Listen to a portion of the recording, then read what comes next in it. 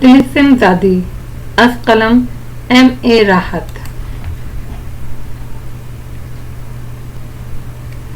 ये वाक़या शायद पिछली रात का है, क्योंकि गोलियां वगैरह की आवाज़ें तो आई थीं। हो सकता है वैसे अब यहाँ कोई मौजूद नहीं। लाश भी एक ही नजर आ रही है, कर्नल ने कहा, और फिर अचानक वो उछल पड़े। कई फायर हुए और गोलियां उनके आसपास पत्थरों और चट्टानों से टकरा कर उचट गईं। पत्थरों की किरचियां उड़कर उनके जिस्मों से आ टकराई थीं। एक लम्हे को तो वो कोई अंदाजा ही न लगा सके, लेकिन दूसरे ही लम्हे सब कुछ उनकी समझ में आ गया। गोलियों की दूसरी बार चली और इस बार तकदीर ने साथ दिया था, वरना तीनों ढेर हो गए होते। कर्नल फिरोज ने राव सिकंदर को जोर से धक्का दिया और राजदेव इसकी लपेट में आ गया। इस तरह वो दोनों गोलियों से बच गए थे। खुद कर्नल फिरोज भी जमीन पर लेट गया और गोलियां इनके सर से गुजर गईं। इस बार वो गोलियों की सिमत का अंदाजा भी लगाने में कामयाब हो गए थे। ये गोलियां उस छोटी सी वादी के दूसरे सिरे पर नजर आने वाली चट्टानों के अकब से चलाई गई थी। अभी वो इस बारे में कोई फैसला भी नहीं कर पा रहे थे कि अकब से भी गोलियों की आवाजें उभरी और कैंप में अफरा तफरी फैल गई। कुछ चीखें सुनाई दी और शायद गजाल ने भी जवाबी कार्रवाई शुरू कर दी थी। कर्नल फिरोज, जो सामने चट्टानों के पीछे छुपे हुए हमला आवरों से दो दो हाथ करने के बारे में सोच रहा था, फौरन बोला, राव, इसी तरह झुके झुके पीछे हटो। कैंप कमजोर है, वो लोग नुकसान उठा जाएंगे। इन अल्फाज के साथ कर्नल फिरोज खुद पोजीशन लेता हुआ पीछे हटने लगा और चंद लम्हात के बाद इसी में एक महफूज जगह मुंतखब करके वहां से कैंप पर निगाह डाली। फिर उसने तीनों को देखा जो एहतियात से जगह तब्दील करके इसी सिमत आ रहे थे जिधर कर्नल मौजूद था। इनके हाथों में राइफल थी और इस बात से अंदाजा हो रहा था कि वो कैंप के गिर्द घेरा डाल रहे हैं। कर्नल ने राइफल सीधी कर ली। इससे कबल के वो अपनी पोजीशन दुरुस्त करें, उन्हें ठिकाने लगाना जरूरी था। चुनाचा कर्नल ने शुद्ध बांध कर फायर किए और इनमें से दो को ढेर कर दिया। तीसरे ने एक लंबी छलांग लगाई थी, लेकिन कैंप की तरफ से आने वाली एक गोली ने उसे भी चाट लिया। कर्नल फिरोज ने अकब में देखा और एक बार फिर अपनी जगह छोड़ दी। उधर कैंप में वाकई पोजीशन कमजोर थी और श्रद्धानीय जबरदस्त दबाव डाल रहे थे। उधर उनकी तादाद भी काफी थी और मुकाबले में प्रोफेसर गौरी, भरत चंद्र, सरातू और गजाल जैसे लोग थे। राइफलें तो सबके ही पास थी, लेकिन सही तौर पर मुकाबला करने वाला कोई नहीं था। गजाल ने अलबत्ता एक फौजी का बेटा या एक महबूबा का मुहाफिज होने का पूरा पूरा सबूत दिया था और वो जगह बदल बदल कर अपनी चाबुक दस्ती से फायर कर रहा था। सरातू भी खौफजदा अंदाज में गोलियां चला रहा था। दफातन एक नेजा सरातू की राइफल पर लगा और राइफल सरातू के हाथ से निकलकर दूर जा पड़ी। सरातू के हलक से चंद बेइख्तियार आवाजें निकल गईं।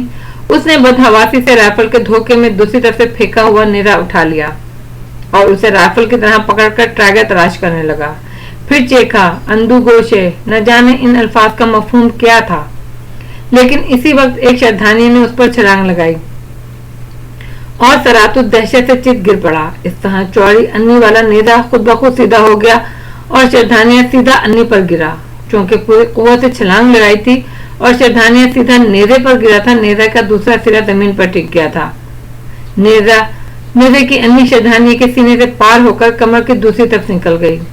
श्रद्धानिया सरातू पर ढेर हो गया। उसका खून उछल कर सरातू को नहलाने लगा और सरातू की आंखें दहशत से बंद हो गईं। कर्नल फिरोज, राव सिकंदर, राजदेव कैंप पहुंच गए। दूसरी तरफ गहराई में मुकाबला करने के बजाय उन्होंने कैंप पर आकर जंग करना मुनासिब समझा था और उनके आने से सूरत हाल संभल गई। उन्होंने इतनी जबरदस्त फायरिंग की कि श्रद्धानियों के पांव उखड़ गए। थोड़ी ही देर के बाद सब कुछ आ गया। कुछ देर इंतजार किया गया, फिर यह अंदाजा लगाया गया कि श्रद्धानिय वाकई फरार हो गए या कोई हिकमत अमली इख्तियार कर रहे हैं, लेकिन अंदाजा हुआ कि अब वो मौजूद नहीं। चुनांचे पहले कैंप में नुकसानात का जायजा लिया गया। गजाल और राव अब भी राइफलें संभाले मुस्तैद थे।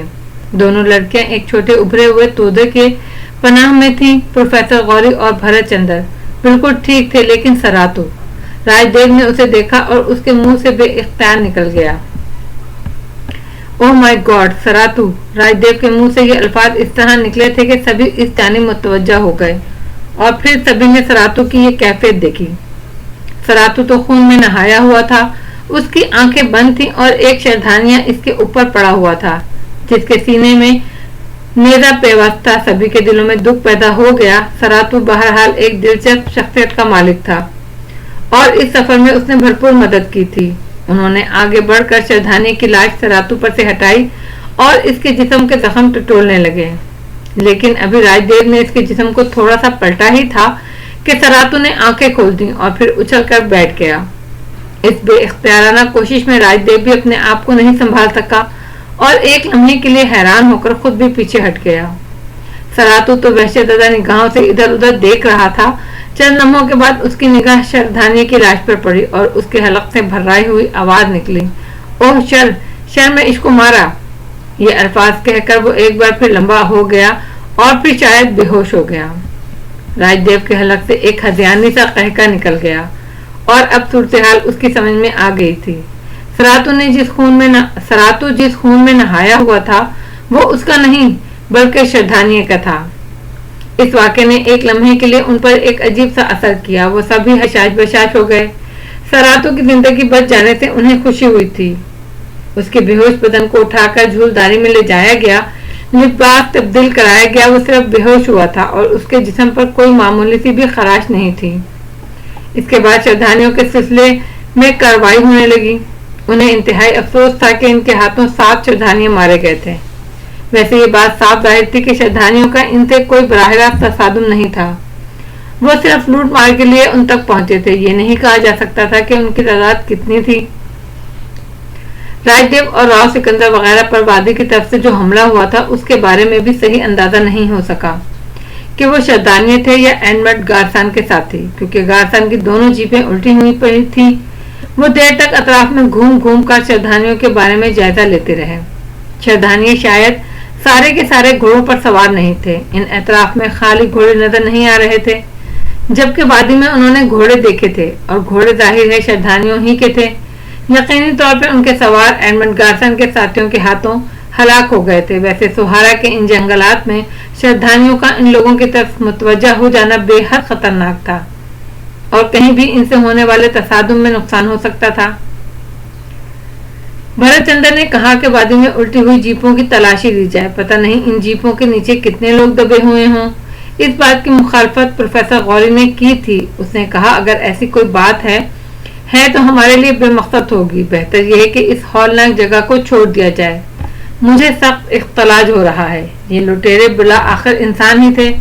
پروفیسر غوری, ہمیں ان حالات کا سامنا کرنا ہی پڑے گا. اپنی بقا بھی تو ضروری ہے, راؤ سکندر نے جواب دیا. بہرحال وادی میں اتر کر جیپوں وغیرہ کی تلاشی کا کوئی پروگرام نہیں بنایا گیا اور اس جگہ کو فوراً چھوڑ دینے کا فیصلہ کیا گیا. سب بھی اس فیصلے سے متفق تھے. سراتو کو بھی تھوڑی دیر کے بعد ہوش آ گیا تھا.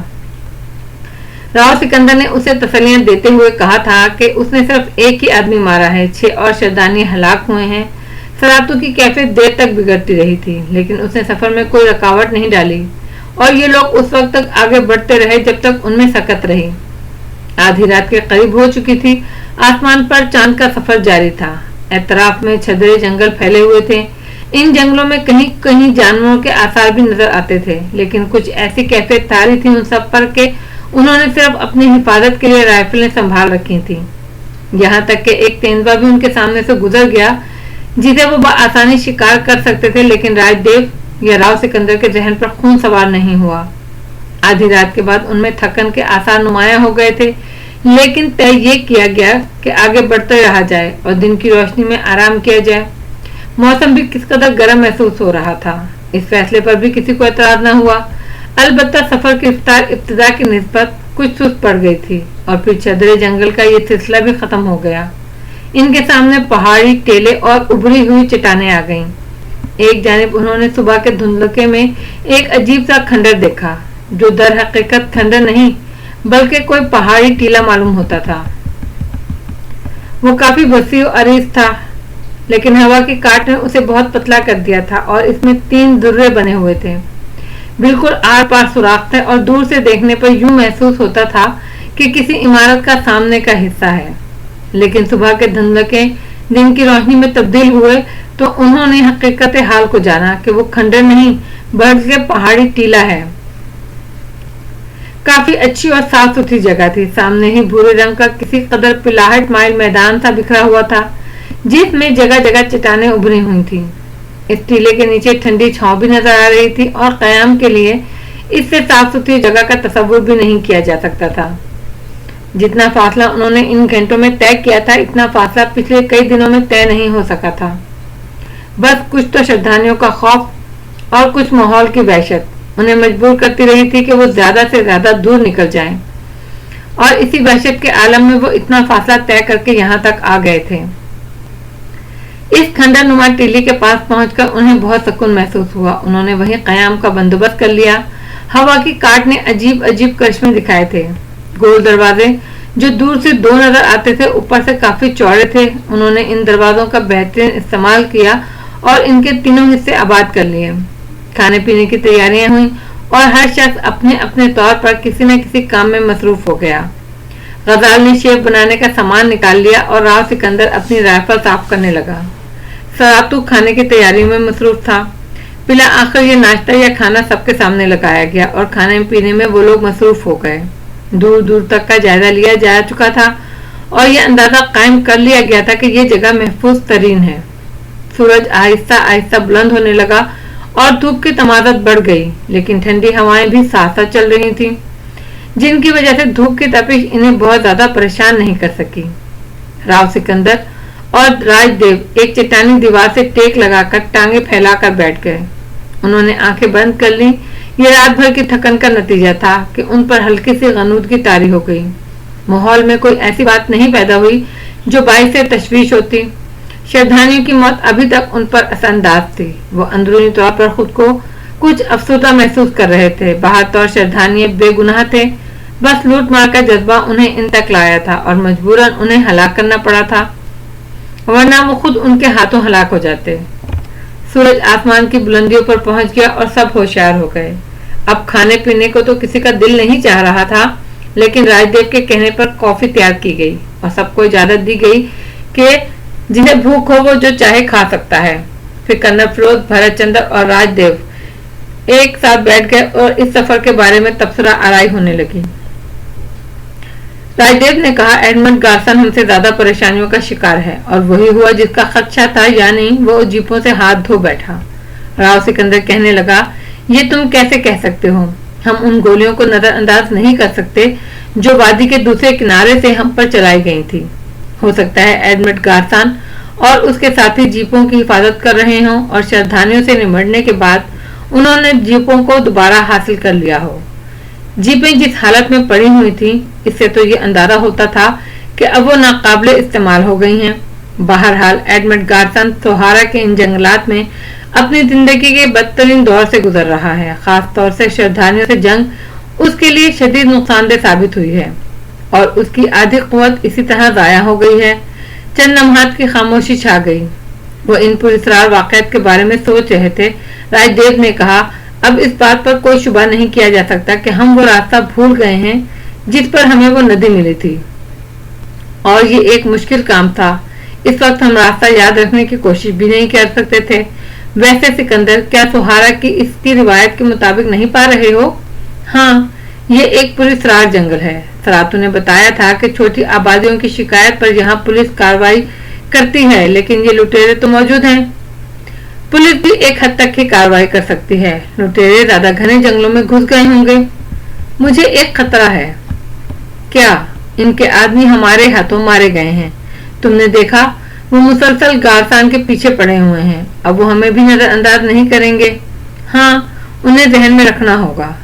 दिलचस्प बात यह है कि कंदील पुरसकून है, हालांकि इसी की वजह से ये सब कुछ शुरू किया गया था, राजदेव ने कहा। और राव सिकंदर मुस्कुराने लगा। मैं तुमसे मुत्तफिक नहीं हूँ राज। क्यों? ये सब कुछ कंदील की वजह से नहीं हुआ। हाँ, ये कह सकते हैं कि इस वाक़े का सहारा पाकर हमारे अंदर के वो मुहिम जो जाग उठे जिन्हें वक्त ने सुला दिया था। हम अपने एहसासात को जिम्मेदार बताते रहे, हालांकि जंगल हमें आवाज दे रहा था। राव के इन अल्फाज पर राज भी हंस दिया। मुमकिन है राव, ऐसा ही हो, लेकिन यार कुछ बूढ़े नहीं हो गए हम। हमारी कारकर्दगी और उमंग वो नहीं रही। कुदरती बात है, लेकिन जो सुस्त रवि चल रही है वो बेहतर नहीं है। कुछ तेजी पैदा करो, मजा नहीं। मजा नहीं आ रहा, हम एहतियात ज्यादा कर रहे हैं, राव ने कहा तो राज गर्दन हिलाने लगा। शाम हो गई। दिन जिस तरह गर्म गुजरा था, सूरज के ढलने के साथ ठंडक भी इसी रफ्तार से उतरी थी और मौसम बेहद खुशगवार हो गया था। शाम के धुंधलों में ये सुर्ख खंडात अजीब शक्ल इख्तियार कर गए थे। दिन भर आराम किया गया था, इसीलिए वो सब चाको चौबंद हो गए थे। चुनाचा वो टोलियां बनाकर चट्टानों के दरमियान चहलकदमी करने लगे। गजाल और कंदील दूर निकल आए थे। गजाल ने कंदील से कहा, अब तुम्हारी ज़हनी कैफियत क्या है कंदील? ठीक हूँ गजाल, कुछ खास बात नहीं, वैसे खुद पर ताजुब होता है। मैं सोचती हूँ गजाल, मेरी वो जिंदगी भी बुरी नहीं थी, मुतमईन थी, खुश थी, और फिर तुम्हारी कुर्बत ने और भी सुकून दिया था। इंसान कितना बेइख्तियार है। गजाल, मुझे मेरी कहानी सुनाओ। मेरा तुम्हारा मामला दूसरों से मुख्तलिफ है। हमारे दरमियान दिल से दिल तक के सच्चे रास्ते हैं। मुझे मेरे बारे में बताओ। तुम अपने बारे में सब कुछ जान चुकी हो कंदील। कंदील हैरत से बोली, नहीं गजाल, मुझे तो यूं महसूस होता है जैसे मैं कुछ नहीं जानती, लेकिन मैं जानना चाहती हूँ गजाल। मैं अपने बारे में सब कुछ जानना चाहती हूँ, ये मेरी दिली आरज़ू है। गजाल अजीब सी निगाहों से कंदील को देखने लगा। फिर उसने एक गहरी सांस लेकर कहा, सबसे ज्यादा बदकिस्मत तो मैं हूँ कंदील, जिसने तुम्हें दिल और जान की गहराइयों से चाहा। मेरा ख्याल था मैं दुनिया का खुशकिस्मत तरीन इंसान हूँ कि मुझे मेरी मोहब्बत इस आसानी से मिल जाएगी जिस आसानी से दूसरों को यह खुशबख्ती नसीब नहीं होती। लेकिन तुम्हारी गजाल जुमला अधूरा छोड़कर खामोश हो गया। देखो गजाल, मेरी कहानी कुछ भी हो सकता है वो कहानी जो मेरे जहन में बंद है किसी भी वक्त मंजरे आम पर आ जाए, लेकिन गजाल, मैं तुम्हारी जिंदगी से कभी जुदा नहीं होंगी। ये मेरा आखिरी फैसला है। दुनिया की कोई ताकत मुझे इस फैसले से बाज नहीं रख सकती। हाँ, सांसों की शर्त लाजमी है। जिंदा रहूंगी गजाल तो तुम्हारी बनकर रहूंगी, वरना इस जिंदगी से किनारा कशी इख्तियार कर लूंगी। नहीं कंदील, मैं तुम्हारी जिंदगी चाहता हूँ और यही वजह है कि हम इन जंगलों में भटक रहे हैं। अगर तुम्हारी ये कैफियत ना होती तो तुम्हारी कहानी नहीं भूली होती, लेकिन अब हम तुम्हारी हकीकतों को तुम तक पहुंचाना चाहते हैं। और इसके बाद कंदील, जब तुम अपने आप को जान लोगी तो मैं फिर भी तुम्हें कहीं और जाने नहीं दूंगा। कोई मजबूरी हमारे रास्ते में हाइल हुई तो मैं इस मजबूरी को खत्म कर दूंगा। कंदील मोहब्बत भरी निगाहों से गजाल को देखती रही। फिर उसने कहा, तुम मेरी बात पर कोई तवज्जो नहीं दे रहे गजाल। कौन सी बात कंदील? मैंने तुमसे कुछ कहा था। देखो गजाल, मैं तुमसे आज बहुत साफ लहजे में गुफ्तगू कर रही हूँ। मोहब्बत के मुख्तलिफ रूप होते हैं, इनमें पाने की तलब भी होती है और दूसरे बहुत से जज्बे भी। मैं तुम्हारे बारे में ये दावा कर सकती हूँ, तुम मोहब्बत के जज्बों में पाकीज़गी के कायल हो और दो मुख्तलिफ सफ़ों की कुर्बत को सिर्फ मोहब्बत की आंख से देखते हो। जिस्मों का मिलाप हमारे तसव्वुर से बहुत दूर की चीज है और हम में से कोई मोहब्बत को ये रंग देने के लिए बेताब नहीं है। रूहों का मिलाप ही असल मिलाप होता है। ये जुमले लातादाद बार दोहराए गए हैं, लेकिन हर बार ताज़ा महसूस होते हैं और हम इनकी ताजगी और पाकीज़गी से मुमकिन नहीं हो सकते। मैं चाहती हूँ गजाल कि अपनी जहनी कैफियत पर कोई ज़रब पड़ने से पहले मैं तुम्हारी कहलाऊं और कम अज कम ये जज्बा मेरे सीने में जिंदा रहे कि मेरी जिंदगी किसी से मुंसलिक हो चुकी है। गजाल, मुझे इससे फायदा पहुंचेगा, यकीन करो, मुझे इससे फायदा पहुंचेगा। गजाल चौंक कर कंदील को देखने लगा। फिर उसने आहिस्ता से कहा, माफ करना कंदील, मुझसे कोताही हुई है। मैं समझी नहीं। मतलब ये कि पहले भी ये बात मेरे और तुम्हारे दरमियान हो चुकी है। मैंने इसे सिर्फ एक जज्बाती कैफियत महसूस किया था, कुछ खौफ और हिजान, यही तसव्वुर था मेरे जहन में और इसी की वजह से मैंने इस मसले को आगे नहीं बढ़ाया। लेकिन अगर तुम संजीदा हो तो फिर इत्मीनान रखो, हम ये काम कर लेंगे। मैं बिल्कुल संजीदा हूँ गजाल, कतई संजीदा। तो फिर ठीक है कंदील, ये मसला हल कर लिया जाएगा। वो काफी देर तक बातें करते रहे। गजाल इस बात से खुश था कि कंदील अब तकरीबन ठीक हो चुकी थी और अच्छा महसूस कर रही थी, अपनी इस वहशतनाक कैफियत से निकल चुकी थी। जब काफी वक्त गुजर गया तो उसने कंदील से आराम करने के लिए कहा और अपनी झूलदारी में वो चली गई। पहला पहर था, माहौल पर वहशतनाकी तारी थी। जिन लोगों की जागने की ड्यूटी थी वो जाग रहे थे, लेकिन जो सोने के लिए लेट गए थे वो भी नींद से दूर थे। अचानक बाहर कुछ आवाजें सुनाई दी और आराम करने वाले चौंक पड़े। फिर एक फायर की आवाज ने चट्टानों में हलचल मचा दी। चारों तरफ बिखरी हुई चट्टानें इस आवाज को नशर कर रही थीं। एक ही ख्याल जहनों में पैदा हुआ, श्रद्धांजलि। हर एक ने राइफल संभाली, लेकिन फौरन ही सब मुकाबला करने नहीं दौड़ पड़े थे, बल्कि निहायत होशियारी से रेंगते हुए ऐसी चट्टानों की आड़ ले रहे थे जहां वो महफूज तरीके से श्रद्धालुओं से मुकाबला कर सकें। सबकी मुतजस्सिस निगाहें चारों तरफ भटक रही थी। इस एक फायर के बाद दूसरा फायर नहीं हुआ, लेकिन इसके बाद अचानक ही मुसलसल कई फायर हुए और गोलियां बिल्कुल आस पास टकराईं। जवाब में रात के जागने वालों ने भी फायरिंग शुरू कर दी। ये कर्नल फिरोज और सरातू थे। सरातू तो खैर जिस तरह भी फायरिंग कर रहा था, लेकिन कर्नल फिरोज ने एक फौजी की निगाह से एतराफ का जायजा ले लिया। दरअसल दोनों ने एक साए को चट्टानों में भटकते देखा था और इसके बारे में सही तौर पर अंदाजा भी नहीं लगा पाए थे कि साए ने फायरिंग शुरू कर दी और अब वो जगह बदल बदल कर इन पर फायरिंग कर रहा था। हैरत अंगेज तौर पर उसने फासला कम कर लिया था। एक फायर करने के बाद उसने दरअसल उन्हें इस सिमत उछाल लिया जिधर से उसने फायर किया था और इसके बाद चट्टानों की आड़ लेता हुआ उनके करीब पहुंच गया। कर्नल फिरोज और सरातू तो ये अंदाजा लगाने की कोशिश कर रहे थे कि फायरिंग एक आदमी क्यों कर रहा है, दूसरे लोग किस मंसूबाबंदी में मसरूफ हैं, लेकिन अंधाधुंध फायरिंग ने उन्हें चौंका दिया। बाहर तौर वो महफूज मुकाम पर थे और बामुकाबला आसानी कर सकते थे। कर्नल फिरोज ने सरातू से कहा वो दूसरे लोगों को इस सिलसिले में तफसीलात बताए और इसके बाद वो खुद एक बुलंद चट्टान की तरफ जाने की कोशिश करने लगे। थोड़ी देर के बाद उन्होंने एक ऐसी जगह संभाल ली जहां से वो हमला आवरों को बाखूबी मुकाबला कर सकते थे। दूसरे तमाम लोगों के बारे में भी उन्होंने ये महसूस कर लिया था कि वो होशियार हैं और अपनी अपनी पोजीशन संभाले हुए हैं। हमला आवर थोड़ी थोड़ी देर के बाद फायरिंग कर रहा था। चंद लम्हात के बाद उन्हें अंदाजा हो गया था कि वो सिर्फ एक है, लेकिन ये बात समझ में नहीं आई थी। कर्नल फिरोज की तेज निगाहें उस चट्टान का जायजा ले रही थी जहां से फायरिंग की जा रही थी। बहुत से शोले चट्टानों के अकब से नमूदार हुए और इसके बाद एक बार फिर खामोशी तारी हो गई। वो सभी मुस्तैद थे और गहरी निगाहों से इधर उधर देख रहे थे। ख्याल ये था कि हमलावर एक बार फिर जगह तब्दील करेगा और वो इसकी सिमतों से बाखबर रहना चाहते थे। काफी देर तक जब कोई फायर नहीं हुआ तो उन्होंने बेचैनी से पहलू बदला और अपनी अपनी जगह तब्दील करने लगे। कर्नल फिरोज को यह एहसास भी न हो सका कि राव सिकंदर और राजदेव कहां कहां से निकल गए हैं। वो चट्टानों की आड़ लेते हुए काफी फासले पर पहुंच गए थे ताकि हर तरफ से मुकाबला बेहतर अंदाज में किया जा सके, लेकिन हमला आवर एक ही दम खामोश हो गया। बहुत देर इसी तरह गुजरी। सन्नाटा चीख रहा था और चारों तरफ से अजीब व गरीब चराहटें उभर रही थीं। वो लोग इस एहसास का शिकार थे कि श्रद्धांजलि किसी खास चाल के तहत इन्हें घेर रहे हैं। सबसे ज्यादा परेशानी इसी बात की थी कि अगर श्रद्धांजलियों ने उन्हें चारों तरफ से घेर कर मुंतजिम हमला किया तो सूरत हाल उनके लिए खतरनाक हो जाएगी। इस सिलसिले में बेहतर इक़दाम जरूरी थे। गजाल ने एक और कदम उठाया। वो आहिस्ता आहिस्ता उन बुलंदियों पर पहुंचने की कोशिश करने लगा जहां से दूर तक देखा जा सकता था। गजाल ने उधर पहुंचकर चारों तरफ निगाह डाली, लेकिन दूर तक आसेब ज़दा चट्टानें खामोश थीं और कुछ नजर नहीं आ रहा था। पीछे दूसरे लोग अपनी कार्रवाइयां कर रहे थे। टार्चें रोशन करके दूर दूर तक फैल गए। वो भी श्रद्धालुओं को ही तलाश कर रहे थे। टार्चों की रोशनी चारों तरफ लहराती रही, लेकिन बेसुध कोई नजर नहीं आया। इस जबरदस्त फायरिंग को नजरअंदाज तो नहीं किया जा सकता था। आखिर कोई ना कोई तो था, मगर जो भी था कहां गया।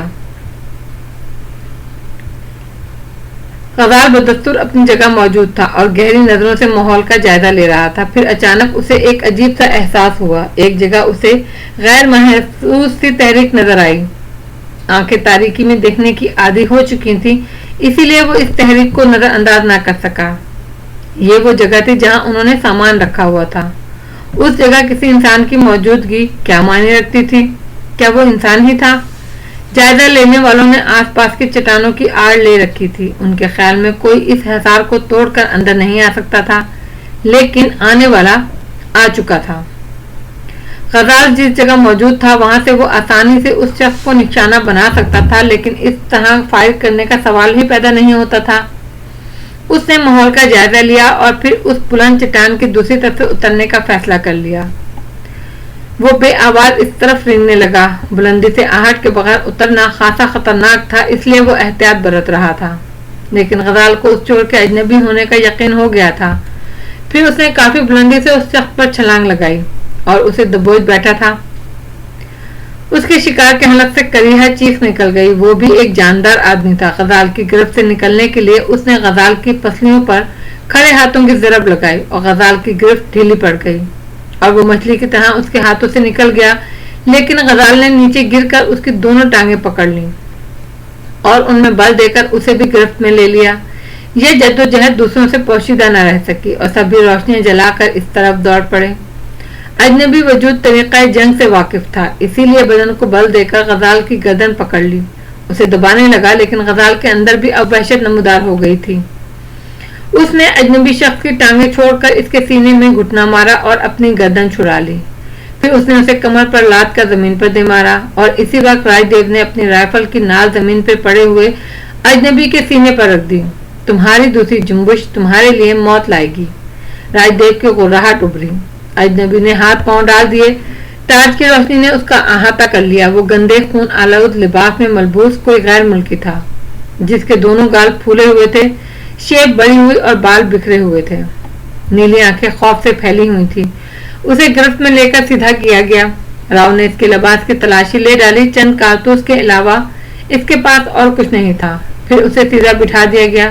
تب انہوں نے دیکھا کہ اس کے کھلے ہوئے منہ سے ڈبل روٹی کے ٹکڑے گرنے لگے۔ یہ منظر بےحد عبرتناک تھا۔ وہ ان کے سامان سے کھانا چرا رہا تھا۔ اسے کھانا کھلاؤ، راؤ نے آہستہ سے کہا اور سب چونک پڑے۔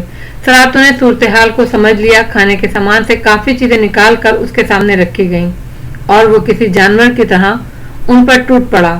وہ سب اسے دیکھ رہے تھے لیکن ماحول سے بے خبر نہیں تھے۔ ٹارچیں بجھا دی گئی تھی۔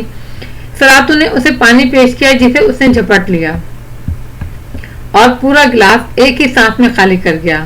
اسے جو کچھ دیا گیا اس نے سب کچھ کھا لیا اور پھر اسی جگہ زمین پر لیٹ گیا۔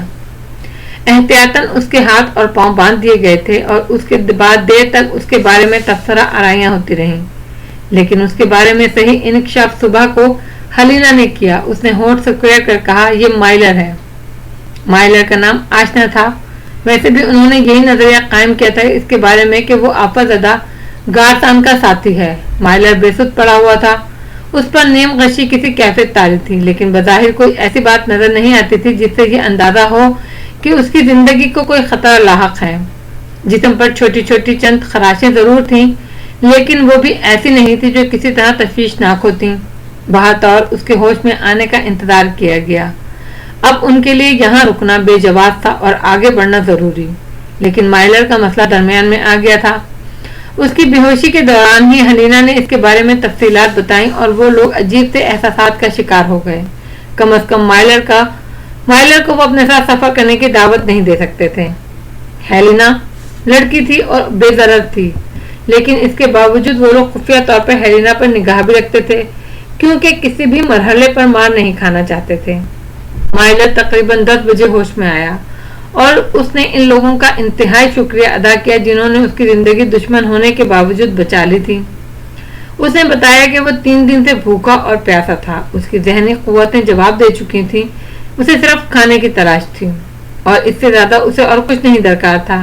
ہیلینا کو دیکھ کر وہ ششندہ رہ گیا اور پھر اس کی آنکھوں سے آنسو ٹپکنے لگے۔ اس نے ہیلینا سے بہت زیادہ معافی مانگی، لیکن ہیلینا بدستور اس سے نفرت کا اظہار کرتی رہی۔ اس نے کہا، مائلر وہ ہے جس نے اپنی زندگی کے خوف سے اسے ٹھکرا دیا تھا۔ یہ مرحلہ بھی شام تک ہی چلتا رہا اور آج کا سفر تقریباً ملتوی ہی ہو گیا۔ وقت اتنا گزر چکا تھا کہ آگے بڑھنے کا سوال ہی پیدا نہیں ہوتا تھا۔ وہ لوگ بھی کچھ عجیب سی کیفیت محسوس کر رہے تھے، اپنے طور پر مشورے کر رہے تھے۔ مائلر نے کسی نہ کسی طرح ہیلینا کو راضی کر لیا تھا، لیکن اس کے بعد راؤ سکندر نے جو فیصلہ دیا وہ کافی سخت تھا۔ اس نے سرد اور سپاٹ لہجے میں کہا، مسٹر مائلر، آپ بہرطور ایڈمنڈ گارسن کے ساتھی ہیں اور ہم کسی بھی قیمت پر آپ کو اپنے ساتھ رکھنا پسند نہیں کریں گے۔ اصولاً تو یہ ہونا چاہیے تھا کہ آپ کو بے یار و مددگار چھوڑ دیا جائے، لیکن آپ کے ساتھ ایک اچھا سلوک کیا جا سکتا ہے، اور وہ یہ ہے کہ آپ کو ایک گھوڑا دے دیا جائے اور کھانے پینے کا اتنا سامان کہ آپ آگے اپنا سفر جاری رکھ سکیں۔ اس کے ساتھ ہی ہماری آپ سے درخواست ہے کہ ہیلینا کو اپنے ساتھ لے جائیے اور اس کے بعد آپ کا جہاں دل چاہے جا سکتے ہیں۔ مائلر چند لمحات خاموش رہا، پھر اس نے افسردگی سے گردن جھکاتے ہوئے کہا، میں جانتا ہوں میرے ساتھ یہ سلوک بھی انتہائی شرافت کا آئینہ دار ہے، میں اس کے لیے تیار ہوں، اپنی کی تلافی بھی چاہتا ہوں، اور ہیلینا کو اس مصیبت میں پھنسانے کا ذمہ دار بھی میں ہی ہوں، چنانچہ یہ میری ذمہ داری ہے میں اسے لے کر یہاں سے نکل جاؤں۔ سوری ہیلینا، لالچ میں جو کچھ مجھ سے ہو چکا ہے اس کی واپسی تو کسی طور ممکن نہیں ہے، لیکن اب میں اس کا ازالہ کرنے کا خواہش مند ہوں اور تمہیں میری مدد کرنا ہوگی۔ مائلر کی خوشامد درآمد سے ہیلینا کافی حد تک رام ہو چکی تھی اور اس سے زیادہ ان لوگوں پر اور کوئی بار بھی نہیں ڈالا جا سکتا تھا، چنانچہ اس نے یہ صورتحال منظور کر لی اور ان لوگوں نے مائلر سے کیا ہوا وعدہ پورا کر دیا۔ چلتے ہوئے مائلر نے انہیں بتایا کہ ایڈمنڈ گارسن بڑی قسم پرسی کا شکار ہے، لوئس پر اس کا کنٹرول بدستور ہے، ورنہ لوئس اس سے باغی ہو چکا ہے اور اب ایڈمنڈ گارسن کو دو محاذ پر کام کرنا پڑ رہا ہے۔ ایک طرف شردھانیوں سے قسم کھائی ہے کہ وہ اپنے ساتھیوں کی ہلاکت کا انتقام لیں گے اور وہ مسلسل ایڈمنڈ گارسن کا پیچھا کر رہے ہیں اور اسے نقصان پہنچا رہے ہیں۔ مائلر نے بتایا کہ ایڈمنڈ گارسن کی دونوں جیپیں تباہ ہو چکی ہیں اور اب وہ پیدل سفر کرنے پر مجبور ہے، ان کے پاس کھانے پینے کے ذخائر بھی بہت ہی کم رہ گئے ہیں اور راشن بندی کر دی گئی ہے، بہت تھوڑی سی خوراک ان لوگوں کو دی جاتی ہے اور اس وقت ان لوگوں کے پاس صرف چند دن کی خوراک باقی ہے۔ گارسن بہت خونخوار ہو چکا ہے، اپنے بارے میں مائلر پہلے ہی بتا چکا تھا کہ شردھانیوں سے جنگ کے وقت گارسن سے بچھڑ گیا تھا، لیکن اس نے کہا تھا کہ وہ گارسن کے پاس نہیں جائے گا بلکہ واپسی کے لیے سفر کرنے کی کوشش کرے گا۔ اس جگہ قیام طویل ہو گیا تھا اور اب یہاں سے دل اکتا گیا تھا، اس لیے ان دونوں کے جانے کے بعد سب نے فیصلہ کیا کہ یہ جگہ چھوڑ دی جائے۔ رات کا سفر علاقے میں خطرناک نہیں سمجھا گیا تھا، سب تازہ دم تھے، چنانچہ گھوڑے کس لیے گئے اور سفر شروع ہو گیا۔ ایک گھوڑے کی کمی اس طرح پوری کر لی گئی تھی کہ پروفیسر غوری کرنل فیروز کے ساتھ گھوڑے پر بیٹھ گئے تھے، سب تیز رفتاری سے سفر کر رہے تھے۔ راستے میں طے ہوا کہ اب سفر کا انداز یہی رکھا جائے، یعنی جب بھی کوئی مناسب جگہ نظر آئے دل کھول کر آرام کیا جائے اور اس آرام کے بعد جب سفر کیا جائے تو وہ بھی طوفانی ہی ہو، کیونکہ اس چٹانی خطے میں انہوں نے کافی طویل عرصہ قیام کیا تھا، اسی لیے باقی سفر نہ صرف یہ کہ رات بھر جاری رہا بلکہ دوسرے دن بھی وہ مسلسل سفر کرتے رہے اور شام کو 4 بجے کے قریب ایک ایسے علاقے میں داخل ہو گئے جو بہت سرسبز اور شاداب تھا، جس کو دیکھ کر ان کا دل خوش ہو گیا۔ کافی عرصے پر ایک آبشار انہیں دکھائی دیا اور اس آبشار تک پہنچنا ضروری تصور کر لیا گیا، کیونکہ اس کے اطراف میں بہت خوبصورت چیزیں تھیں اور پانی کی ضرورت بھی پیش آ گئی تھی۔ آبشار کو دیکھ کر ان کا جی مچل گیا، گھوڑوں نے بھی انہی جیسی فطرت کا مظاہرہ کیا، پانی کی جانب تیز رفتاری سے دوڑنے لگے۔ عام حالات میں یہ سفر خاصا لمبا ہو جاتا، لیکن تقریباً 35 منٹ کے اندر یہ لوگ آبشار تک پہنچ گئے۔ آبشار کے پانی سے بننے والی چھوٹی سی ندی بہت صاف شفاف تھی اور اس کی تہہ میں خوبصورت پتھر بہتے نظر آ رہے تھے۔ گھوڑوں نے فوراً ہی پانی میں منہ ڈال دیے اور باقی لوگ بھی اس جگہ پہنچنے کے بعد ماحول کی سنگینی بھول گئے اور غسل کی تیاریاں کرنے لگے۔ راؤ سکندر اور راج دیو بھی انہی لوگوں میں شامل تھے، لیکن تھوڑی بہت عقل سے بھی کام لیا گیا۔ جنگل کے اس وحشتناک علاقے میں بلا شبہ یہ جگہ بہت خوبصورت تھی، لیکن انسانوں کی پہنچ سے دور اس جگہ قدرت کے کیا کیا خوفناک راز چھپے ہوئے تھے، اس بات کو بالکل ہی نظر انداز نہیں کیا گیا تھا۔ چنانچہ کرنل فیروز نے اپنے آپ کو سنبھالا اور رائفل لے کر ایک بلند جگہ بیٹھ گیا تاکہ اطراف پر بھی نگاہ رکھی جائے۔ اس کی نگاہوں نے آس پاس بھٹکتے ہوئے ایسے جانوروں کو بھی دیکھ لیا جن کو شکار کر کے ان کا گوشت حاصل کیا جا سکتا تھا۔ راج دیو وغیرہ چونکہ ابھی غسل میں مصروف تھے اس لیے انہوں نے اس طرف توجہ نہیں دی تھی۔ کافی دیر تک پانی میں چہیلیں ہوتی رہیں، سورج پہاڑیوں میں ڈوب گیا، تب وہ سب تازہ دم ہو گئے۔ راؤ سکندر نے مسکراتے ہوئے کہا، اس طویل اور مسلسل سفر کا نتیجہ بہت ہی عمدہ نکلا ہے، جو طریقہ کار راستے میں طے کیا گیا تھا اب اسی انداز میں عمل ہوگا۔ کرنل فیروز نے اسے شکار کی طرف متوجہ کیا تو راؤ نے مسکراتے ہوئے کہا، وہ سب کچھ دیکھ چکا ہے اور بہت سے بیچارے جانوروں کی شامت آنے والی ہے۔ دونوں نے طے کیا کہ اس جگہ خوراک کا اچھا خاصا ذخیرہ کر لیا جائے گا۔ بہت دور درختوں میں ہرے ہرے سیب نما پھل بھی لٹکے ہوئے نظر آ رہے تھے۔ راج دیو کہنے لگا، میرا خیال ہے کہ ایڈمنڈ گارسن کا اس سے رخ نہیں ہوا، ورنہ اس کی خوراک کی قلت دور ہو جاتی۔ वो बेचारा दर हकीकत एक जुर्म करके बहुत सी मुसीबतों में गिरफ्तार हो चुका है और अपनी मुजरमाना जहनीत की सजा भुगत रहा है, वरना अगर सिर्फ मुहिम जुई का मामला होता तो इस बात के इम्कानात भी थे कि वो इस वक्त उनके साथ होता। ताज़ा दम लोग खुशोखर्रम थे और देर तक अपने कामों में मसरूफ रहे। सरातू ने गजाल के साथ मिलकर शूरदारियां संभाली तो राव सिकंदर ने हाथ उठाते हुए कहा, नहीं गजाल रुक जाओ, हम यहाँ कैंप नहीं लगाएंगे। और गजाल रुक गया। शिकारी जानते थे कि कैंप कहाँ लगाना चाहिए। उन्होंने आबशार से दूर ठिकाना बनाया था। इसी रात गजाल ने कर्नल फिरोज से कहा, डैडी आपसे कुछ कहना चाहता हूँ। जरूर कहो। बज़ाहिर डैडी यूं लगता है जैसे आप भी इस सफर की दिलचस्पियों में गुम हो, लेकिन मैं जानता हूँ आपने अपनी पुरसुकून जिंदगी में ये कैफियत क्यों गवारा की। तुम्हारा ये एहसास मेरे लिए इनाम है। आप एक मिसाली बाप हैं डैडी। आपकी इसी मोहब्बत से मुझे बहुत जरूरत हुई है। डैडी मैं कंदील से निकाह कर लेना चाहता हूँ। कर्नल फिरोज चौंक पड़ा। देर तक वो गजाल को देखता रहा, फिर उसने कहा, यहाँ इस जंगल में इन हालात में? हाँ डैडी। कंदील तैयार है? हाँ डैडी। तुमने सब कुछ सोच लिया है? मैं सिर्फ चंद बातें कहना चाहता हूँ गजाल। कंदील एक पुरस्कार कहानी है। जब तक उसकी हकीकत मालूम ना हो, और फिर तुम्हें वो पुरस्कार बूढ़ा याद है जिसे उसने कत्ल किया था? मैंने सब कुछ सोच लिया है डैडी। सब कुछ ये जरूरी है। आप यकीन करें, इसके पसे पर्दा कोई नफ्सियाती जज्बा नहीं है। हम मजहबी यकजाई चाहते हैं। मैं समझ रहा हूँ और मुझे एतराज नहीं है। ठीक है, मगर राव से बात करनी पड़ेगी। ठीक है, वैसे कल ही राव से बात करूंगा। हो सकता है उसे एतराज हो। वैसे भी ये कुछ अजीब सी ख्वाहिश है, लेकिन ठीक है, देखें राव क्या कहता है।